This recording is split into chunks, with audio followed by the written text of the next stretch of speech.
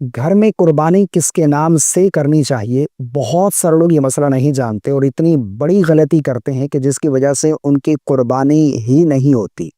कुर्बानी का बहुत ही अहम मसला है। घर में कुर्बानी किसके नाम से करनी चाहिए? बाज़ लोग अपने वालिदैन के नाम से करते हैं, यानी वालिदैन में से कोई हयात है, वालिद हयात हैं तो वालिद के नाम से, वालिदा हयात हैं तो उनके नाम से कुर्बानी की जाती है। बाज़ घरों का ये मामूल होता है कि वो हर साल किसी एक फ़र्द के नाम से कुर्बानी करते हैं। मिसाल के तौर पर घर में 6 लोग मौजूद हैं, 2 मियाँ बीवी और 4 बच्चे, तो शौहर एक साल अपने नाम से कुर्बानी करता है, दूसरे साल वो अपनी ज़ौजा के नाम से करता है, तीसरे साल किसी बच्चे के नाम से कुर्बानी की जाती है। तो क्या ये दुरुस्त है? कुर्बानी किसके नाम से होनी चाहिए? घर में कुर्बानी किसके नाम से करनी चाहिए? इस मसले को समझने की ज़रूरत है। अच्छा, कुर्बानी किस पर वाजिब है? सबसे पहले तो ये जान लीजिए, ताकि जो बात मैं आप लोगों को बताने जा रहा हूँ, मेरी बात आपको समझ आ सके।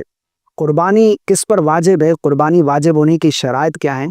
देखिए, कुर्बानी हर उस बालिग मर्द औरत पर वाजिब है जो मुकीम है और मालिक निसाब है। मालिक निसाब कौन है कुर्बानी के मामले में? इस चीज़ को समझना चाहिए।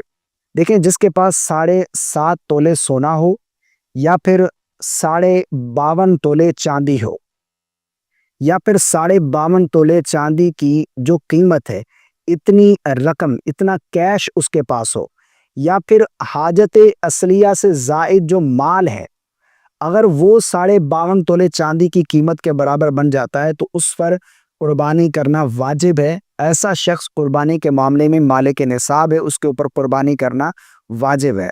हाजत असलिया यानी रहने का मकान है, और पहनने के कपड़े हो गए, पढ़ने की किताबें हो गई, और इसी तरह सवारी होगी, खानादारी का सामान हो गया, ये हाजत असलिया में शुमार है। इसके अलावा जो चीज़ें हैं उनको निसाब में काउंट करेंगे। अगर वो चीज़ें मिलकर 52 तोले चांदी की जो कीमत है, आज की डेट में जो 52 तोले चांदी की कीमत है, अगर इतना वो तमाम माल मिलकर 52 तोले चांदी की कीमत के बराबर हो जाता है, तो ऐसा शख्स मालिक निसाब है, उसके ऊपर कुर्बानी करना वाजिब है।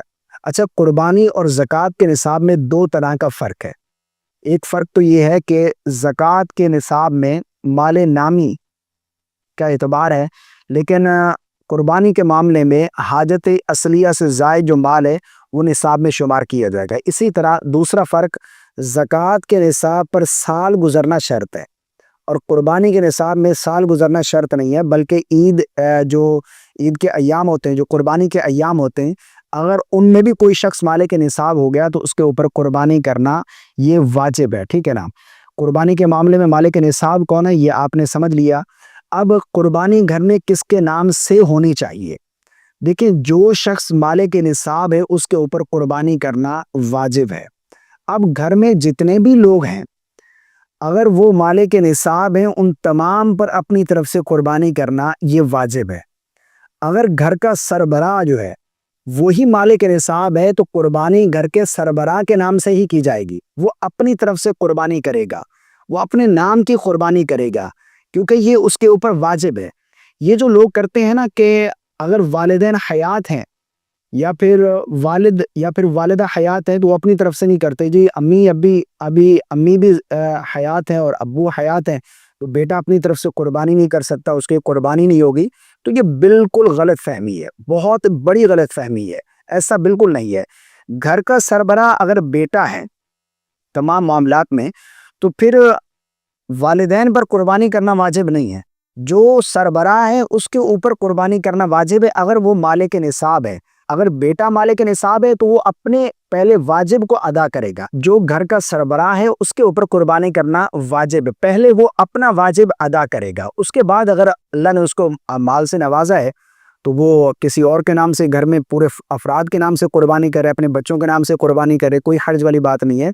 लेकिन एक कुर्बानी है वो हर साल किसी एक के नाम से की जाती है, तो ये बिल्कुल गलत है। इस तरह आपका अपना वाजिब अदा नहीं होगा, आपकी कुर्बानी नहीं होगी, आपके नाम से कुर्बानी नहीं होगी, आपका ये जो वाजिब है ये अदा नहीं होगा। पहले आप अपना वाजिब अदा करें, उसके बाद अगर आप अल्लाह ने आपको ताकत दी है तो आप बच्चों के नाम से भी कुर्बानी रखना चाहे रख सकते हैं, पूरे घर के अफराद जो हैं उनकी तरफ से कुर्बानी करना चाहे कर सकते हैं, ठीक है ना। बड़ा जानवर लिया है उसमें 7 हिस्से होते हैं, ایک حصہ آپ اپنی قربانی کا لے لیں، اس میں باقی اپنے گھر میں افراد میں جتنے بھی لوگ ہیں ان میں سے لے لیں۔ اگر ایک بکرا ہے تو اسے آپ اپنے نام کی قربانی کریں گے، ٹھیک ہے نا، پہلے اپنا واجب ادا کریں، کیونکہ بچوں پر قربانی کرنا واجب نہیں ہے، جو مالک نصاب ہے اس کے اوپر قربانی واجب نہیں ہے۔ اگر کریں گے تو ان کی طرف سے قربانی ہوگی، آپ کا واجب ادا نہیں ہوگا۔ ایسا نہیں ہے کہ ان کی طرف سے بھی نہیں ہوگی، ان کی طرف سے ہو جائے گی لیکن آپ کا واجب ادا نہیں ہوگا۔ تو اس چیز کو سمجھنا چاہیے۔ یہ جو بعض لوگ غلط فہمی کے شکار ہیں کہ اپنی طرف سے نہیں کرنی، زوجہ کی طرف سے کر لی، کسی سال بچے کے نام سے کر لی، اور بعض لوگ جو ہے اپنے والدین کے نام سے قربانی کرتے ہیں، وہ کہتے ہیں کہ جب تک والدین حیات ہیں تو بیٹا اپنے نام سے کر ہی نہیں سکتا۔ یہ بہت بڑی غلط فہمی ہے۔ جو شخص مالک نصاب ہے اس کے اوپر قربانی کرنا واجب ہے۔ آپ مالک نصاب ہیں، آپ اپنے طرف سے پہلے اپنا واجب ادا کریں، اس کے بعد اگر اللہ نے آپ کو نوازا ہے تو آپ پورے افراد، گھر میں جتنے بھی افراد ان تمام کی طرف سے قربانی کر لیں، کوئی حرج والی بات نہیں۔